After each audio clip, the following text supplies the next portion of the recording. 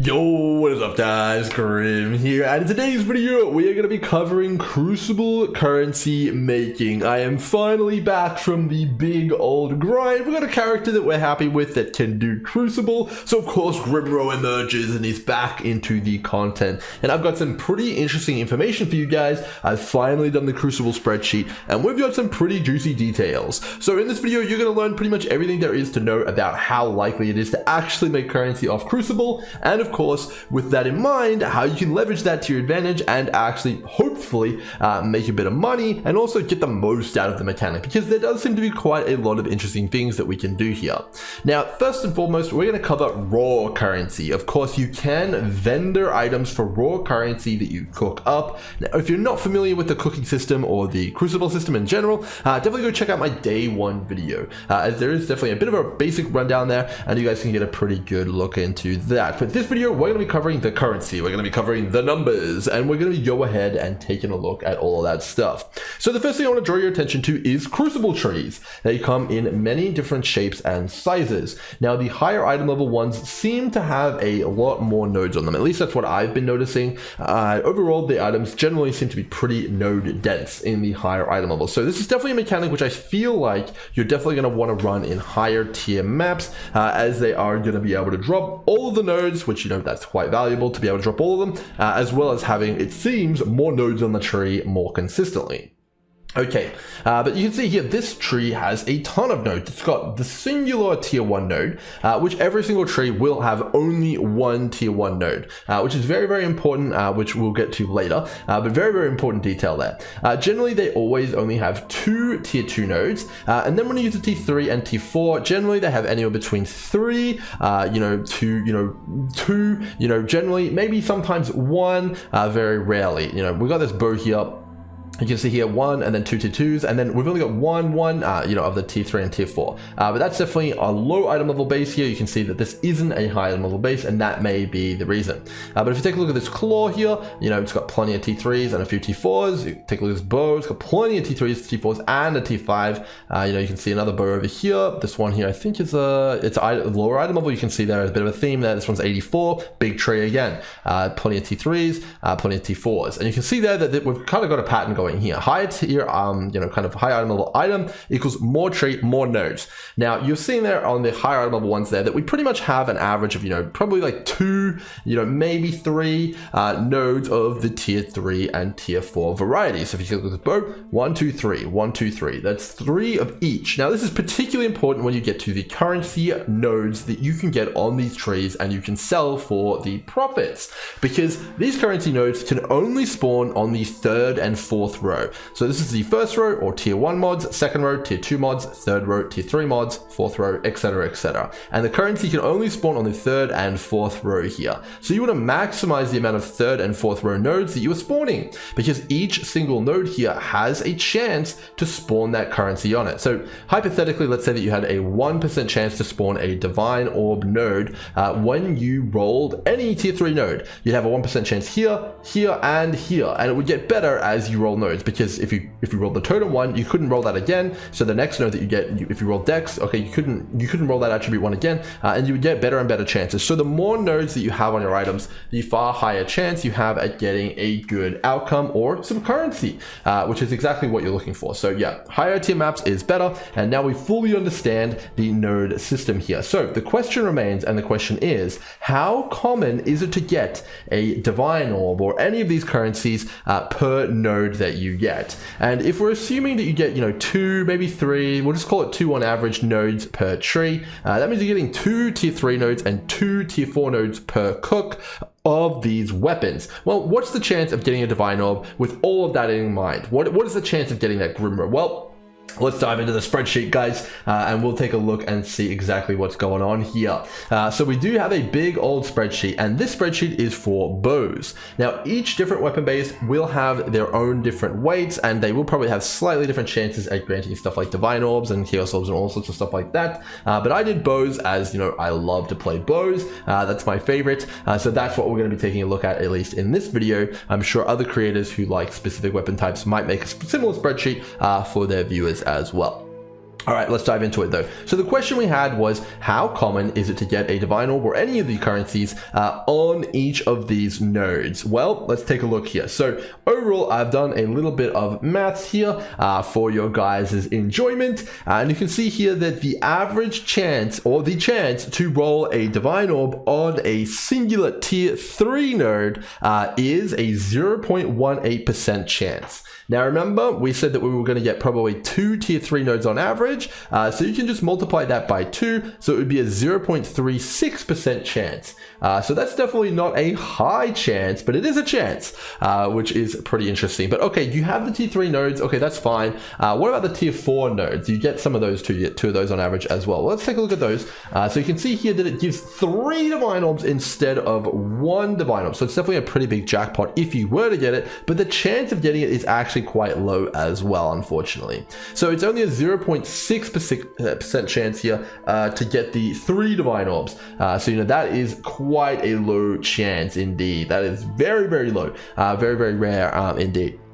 So overall, you probably won't be expecting to get this. This is probably on the level or rarer than the Eater of Worlds Divine Altar in terms of how many maps you would need to run in order to get that. So in terms of actually like thinking about the math there, you know, if you got 2 on average, 2 of these, you know, tier 4 nodes on average to get that 3 divine jackpot, you would actually have to run 1,000. I believe that's right. So, you know, 1% would be 100 and 0.1% would be 1,000. You'd need to cook 1,000 weapons to get this divine orb mod, which that's a lot of mod. That is a lot of weapons. And it's very, very unlikely that's going to happen. Now for the other one, obviously it's a little bit more common.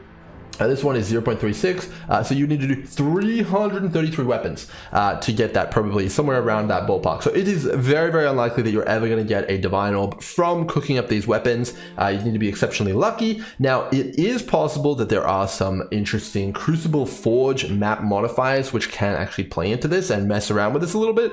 But if we're talking strictly from a mapping perspective, if you were to ask me, can I get a divine orb from cooking weapons in Crucible in my maps, the answer is probably statistically and objectively no, because it is very, very unlikely that is going to happen. And it's a very similar situation to the Eater of Worlds altars. The people who really like to gamble, you can go for it, but I wouldn't expect to get any of this kind of stuff. Now, there is actually a pretty interesting thing that you can do with it if you do happen to get these. You can actually split the item. If you were to get a triple divine orb weapon, you can actually split that item with a split beast and double the value, and then to both of them, you'd be getting double the payout. So you can do some pretty cool stuff if that were to come to pass. So you know, that's kind of where we're looking at, and that is what we're kind of doing there. All right, moving on. Now, of course, there's other currencies here. There's not just divine orbs. Those are the big ones. But, you know, there are some other ones here which are, you know, pretty common. You know, well, they're more common. They're at least as common, if not more common. So let's talk a little bit about those. We've got other things here like Scouring Orbs, Chaos Orbs, and all sorts of stuff like that. So the next question would be, okay, so divine orbs are very, very rare. What are my chances of getting any currency reward? You know, there are some, you know, Crucible specific stuff like Magmatic Ore. You know, that's reasonably common to get. But, you know, Magmatic Ore isn't actually worth very much, and I can't see it being worth a heap. You know, maybe it goes up later on, but we're not going to include it here because it is very cheap right now. And then there is also the Igneous Geodes, but Igneous Geodes are exceptionally cheap as well, and you can get a lot of them just by running Crucible. You can expect to get, you know, like I got 2 from 1 node after the buff that just went in. So, you know, it's pretty crazy. You don't have to worry about getting them. So the question is, what about raw currency? What is the chances of getting raw currency from cooking up weapons? Well, let's take a look. Okay, so if we add all of these currencies together, you can see here that I take all the good currencies, add all their weights together, you get 2.28% chance, and then you get 2 chances of that at T3, so that'd be 4.56% chance there. So that is a 1 in 20 to get any currency reward per cook on the tier 3 slot. So the question would then become, okay, what about the tier 4 slot? Those are the more rewarding ones as well. Well, that one is a 1% chance, so 2% overall. So if you add those together, what is the chance of getting currency on a weapon cook? Well, it's a 1 in 15. That is the chance of getting any of the currencies in a weapon cook, assuming it's a 2 tier 3 and 2 tier 4 on average spawn rate. You know, if you get a bit higher than that, 2.5, you know, whatever, you know, with the blocking, you know, going on, kind of maybe it's higher than that, you know, maybe it's a 1 in 13, maybe it's 1 in 12, but you know, it's probably going to be around a 1 in 15 though. And that is going to be your chance at getting any currency currency reward. So the question then becomes, is it worth it to cook items for currency alone? And the answer, in my opinion, is no. It's not worth it to cook it for currency alone. There needs to be some other factor, some other X factor here, giving it some value, some worth, and some reason to be doing it. And that is exactly what we're going to talk about next. So if the currency from this mechanic is, kind of a little bit, not out of its mind, what other value are we seeing here from the Crucible items? Well, let's talk a little bit about my bow here. I think it's a pretty okay bow for week 1. Not too bad there. But I want to show off the Crucible modifier. So my first modifier here is completely garbage for my build. But the second modifier here is not too bad. 0.6% crit. Now that is actually really good. That's half of a Hatred Watcher's Eye on my weapon for free. That's pretty crazy. I also have free power charge on kill, which is really good on bow builds, actually, because we really need crit, and they're primarily going to have this up most of the time anyway because they're clear base builds. So while I'm doing Legion, I basically have permanent power charges. That's very strong. In addition to that, I also have 10% elemental penetration, which that's not insane as an Omniscience build, which my character is, but it's still pretty damn good. Very nice. I'm pretty happy with that. And this is just scratching the surface here. If we go back into my spreadsheet here, I have taken every single top tier modifier for bows, and I have put it in here, and I've also shown off of the chance that you can get it here. Now, an interesting one here that I wanted to highlight is one which is actually down here. It's very rare. Where is it? It's the conversion, the coal and fire conversion ones. Where are they? Where are they? Here they are. So you can see here that you have a 25% fizz to cold conversion. This is exceptionally powerful, and this is on the tier 1 slot here. So right now I have a useless modifier, but I could have a 25% fizz to cold. That is really powerful, and it can actually be build defining in a lot of cases, and that is possible. And it also gives you flat fizz. Now flat fizz is really powerful because this flat fizz is local. And the reason I'm talking about all of this is basically what I'm getting at is that Crucible League is essentially going to be Synthesis League 2.0. If anyone played Synthesis League, you'll know exactly where I'm going with this. Essentially, all of the money to be had in Crucible is going to be cooking up bases and then putting them in a one divine dump tab and having crafters who are savvy and who understand the mechanic buy those off of you, smash them together, and make 100 divine items. That's basically where this is going. We're going to continue to talk about a few more modifiers to kind of give you guys a bit more context, but then we're going to get into the actual nitty gritty of where you're actually probably going to have to be making your money and possibly making a fortune with this mechanic. So you got stuff like conversion, but even just seeing the flat damage modifiers alone is absolutely ridiculous. Like some of these are crazy high. Like this one here, this lightning one, 13 to 242 lightning. That is basically half an essence roll there. That's crazy high damage. That is nothing to scoff at. And overall, I think that there's quite a lot of really good ones here. There's even stuff like, +1 dexterity gems, all sorts of stuff like that. If you're interested in bows specifically, you can comment to this sheet. I'll link it down below in the description. You can peruse all the modifiers. These are all the top tiers, and I've also included a percentage on how likely it is to roll it on each individual node. So we're going to get into the specifics of this, but overall, you've got the info there. There is some particularly crazy stuff though. You can get stuff like keystones here, which you can see all the keystones here. They're all on the tier 2. You can get stuff like base crit. You can get stuff like crit multi if you wanted. Massive attack speed, and 30% increased attack speed. That is local. That is out of this world. That is crazy. I've seen spine bows with 2 attacks per second. That is loose, absolutely crazy. And it does come with a downside of 15% less global damage, but that is less global damage multiplier. So if you had 200% increase damage, it's just going to take off 30% of that. So it's not a less damage multiplier, it's a less global damage multiplier. It's kind of confusing, but it's not quite as punishing as you might think. And this node is absolutely crazy as a result of that. You can also get stuff like Onslaught, all sorts of stuff. It's pretty crazy. Now, the power level of all this stuff really starts to hit home though when you take a look at some of the higher tier modifiers, specifically the ones which allow you to get attributes like the strength and the dexterity. And you can notice that they're both on tier 3 and 4. So you can have 120 strength and then 120 intelligence on the same weapon, 240 of a stat on one item. That is ridiculously crazy, and I definitely think that is a massive thing to add to any weapon. weapon, and it really is kind of feeling a lot like synthesis. The amount of power that you can get from these crucible trees is actually quite tremendous. And overall, there's actually some really crazy ones. Like there's one which multiplies the implicit values. Let me see if I can find it. Implicit. There's one which multiplies the implicit values. Yeah, 25% increase implicit modifier magnitudes, as well as flat fire damage. Essentially, this is going to multiply synthesis implicits on the weapon. So you can multiply the explode modifier. You can multiply double damage. You can multiply anything you want, which is really, really crazy. And I think that people, once they get into the end game, once they get into farming the currency and trying to craft a weapon with Crucible, they'll probably be very, very interested in these modifiers and kind of like looking at them, perusing them, and see which ones are best in slot for their build. Okay, now that we understand the power level of the modifiers, I guess I don't have to go into it anymore. You guys can do your own research. How is this going to play out then? Well, in order to make a best in slot weapon, you're going to want to choose 5 modifiers, most likely 4, but you could go 5 and go for the full Monty if you wanted to. So the first 4 modifiers are the most powerful though, so you're going to want a tier 1 mod from this list here. You want to pick the best one. You want the best tier 2 modifier, 3 modifier, and 4 modifier. Now, in order to acquire a tree which has these modifiers, you could just roll into it, roll the dice, get very, very lucky, but you're probably going to be using the Crucible Forge maps in order to acquire them. Now, if we take a look at here and take a look at these maps, we can actually see here that the Crucible Forge maps here are a rare item, and they have tons of interesting modifiers on them and things that can happen on them. If you take a look at this, it can say that you can combine Crucible trees. Now, this is essentially a recombinator for Crucible trees. Now, we've talked about this a little bit in the past, that there is quite a lot more information coming and a lot more people messing around with this. I'm not going to touch on it too much, but essentially, the gameplay loop will be taking a weapon that you want. So, for example, my bow here, I don't like the first modifier here, and I will be smashing in other modifiers or other bow bases with the exact modifier I want. So the process will go like this. I will find a modifier on here that I want.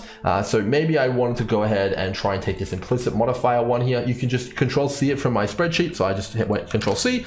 You'll come over to trade. You'll put the weapon type in that you want. So bow here, and then you'll type in dash, which is the dash on your keyboard, Crucible, and then paste this in. Get rid of any quotation marks here, and then hit enter, and you'll be able to see, is there any bases available for me? Okay, so here you can see, now you're understanding probably the value of this mechanic. If I wanted this bow base with this Crucible tree and I wanted to smash this into my bow and potentially get this on my bow, well, these run at 1 divine each. And there's only 2 of them. So if you wanted to get really filthy and get really dirty and get into the mud with this modifier and mess it up, well, it's going to cost you. It's not cheap. And people making the mirror bows and all of that crazy stuff are probably going to want to buy these en masse because they're going to need to smash together a ton of these in order to get the mirror bow. Now, I'm not entirely sure how many it's going to be or how hard it's going to be, but I can say that it's going to be a few of them, to say the least. And the fact that these are already 1 divines 14 minutes ago, 2 hours ago, 2 hours ago, that means they are selling. Someone is buying these. I don't know who it is, but now we have an incentive to put these bows on the market, craft these bows, get these bows, forge them up, and put them in those dumb tabs and these divine tabs. And if you hit the modifier, that's a big jackpot.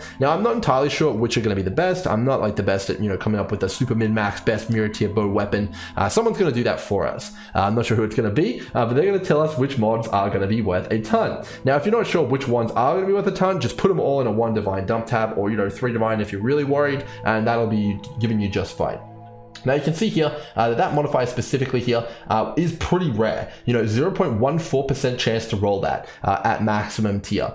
So that's why it's so expensive. But if you do roll that, well, now we're in business. Now I was pretty interested in knowing, okay, so what is the chance of getting any of the max tier modifiers? Well, it's actually a 1 in 10 for you to get any of the max tier modifiers on the tier 1 Crucible node. So every single 10 forges you do, you're going to get a tier 1 modifier that someone might want. And they might want to smash that into one of their weapons and try and improve their odds of their weapon, and that's pretty cool. There's a lot of very good modifiers here. Some of them are going to be more in demand than others, but that one specifically, if you hit that, that would be a 1 divine jackpot right there. And I wonder how many here are actually 1 divine jackpots. If we take a look at this one here, I wonder if this one is also a 1 divine jackpot. Let's take a look. Let's just do a little bit of research here on the fly. So let's see. So dash Crucible, and then put this in here, and we'll take that out, and then hit enter. How much is this one going to be worth? Who knows? Whoops, I accidentally misclicked. Okay, so this one is Pause. Okay, this one's only 2C, so you can see here that this one is obviously not as valuable. But we'll have to see which ones actually end up being the big ones. It's going to be just like Synthesis League. You're going to cook up a bunch of bases, put them all in a dump tab, and see which ones are hits. Now there is a ton of modifiers all across here, like who knows which ones are the best. So the process here for us, for the farmers, is going to be cook up as many bases as possible and chuck them all in that dump tab and see which ones sell. And make sure you do a bit of price checking. If someone PMs you for something, make sure you check that out. And as people begin to craft more and more and more with the Crucible system, as people start to learn how to smash them together, you're going to be getting more and more sales. And I think overall, as a community, we'll probably end up making some pretty insane weapons. Okay, so that's pretty damn cool. Now, this is just the beginning though. So these are, really powerful modifiers, but just like in Sentinel League with Recombinators, which is essentially what this is, there is some special modifiers which you can only get through combining bows, claws, whatever you want. They're basically mutations that can happen in the heat of the moment, impurities that come from the forge, if you will. And if you take a look here, some of them are actually, is it on this sheet? Maybe I deleted the sheet, whoops. Maybe I actually deleted that, whoopsies. I'm going to just kind of rattle some off here. I'm pretty sure I actually have a tab over here which shows it. Yeah, okay, so these are modifiers which you can only get by smashing things together in the forge or combining them with or melting them together, however you want to call it. Now you can see here they are the Dex, Strength, and Intelligence stacking mods here, and these are really crazy, man, because they are on the tier 1 slot. That means they are like kind of competing with some lower power level ones. They're competing with flat damage ones. So if you can get these, oh man, these are going to be worth big money. And I think specifically the Dexterity one, I checked it before, it was like 5 Divines, and there was no Int stacking ones and no Strength stacking ones that I could see. So these are going to be crazy. And they only come from people who are going to be actively pursuing the crafting element of this league. Now, I'm, not too excited in the stat stacking ones because I like to play Omniscience builds, but there is one which I'm very excited about, and that is this one here, Rampage. There's just straight up Rampage as a modifier here, which is really crazy, man. Jeez, that is insanely powerful for a mapping character that is broken. And if you can get Rampage, man, on one of your bows, or your like as one of the nodes, are you kidding me? That is crazy. Now, in addition to that, there is also charge manipulating ones here. Now, many charge stacking builds, they just want one charge. They don't care so much about the other charges. And for me, at least, personally on my build, I know, hogging all the spotlight here, we've got the +2 frenzy charges at the cost of 2 endurance and power charges. Now, in general, rangers don't really get too easily access to endurance or power charges. You really have to push things to get those. So this is basically just a +2 frenzy charge on one modifier. Now, the only downside here is that it does compete, obviously, with Rampage. So, now you've got to make the decision. Which one would you like to go for? Now, of course, if you can figure out how to get these bases consistently, get the Frenzy, get the Rampage, get the Empower, all sorts of stuff like that, you're going to be rich because they just don't exist. Or if they do exist, they're always like 10 Divines and they get instantly bought up by the big crafters. So, if you can get in there, smash together a 100 bows or something like that, and, get like 3 Rampage ones, okay, you're in business, man. And you can even like melt together, like if you start with 20, melt them together, that's 10, and then melt them together, that's 5. You can increase your chances of getting Rampage. And that is going to be pretty crazy.